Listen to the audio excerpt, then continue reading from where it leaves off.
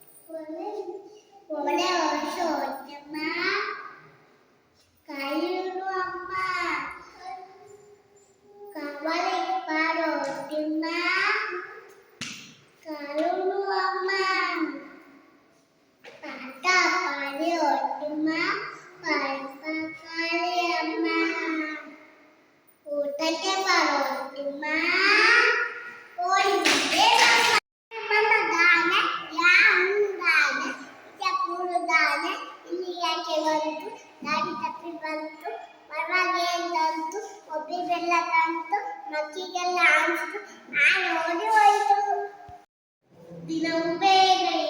ದಿನವೂ ಬೇಗ ಏಳಬೇಕು, ಎದ್ದು ಹಲ್ಲನ್ನು ಉಜ್ಜಬೇಕು, ಉಜ್ಜಿ ಮಗವ ತೊಳೆಯಬೇಕು, ದಿನವೂ ಸ್ನಾನ ಮಾಡಬೇಕು, ದೇವರಿಗೆ ನಮಸ್ಕರಿಸಿ ತಿಂಡಿಯನ್ನು ತಿನ್ನಬೇಕು, ಗುರುವಿಗೆ ನಮಸ್ಕರಿಸಿ ಶಾಲೆಯಲ್ಲಿ ಕಲಿಯಬೇಕು.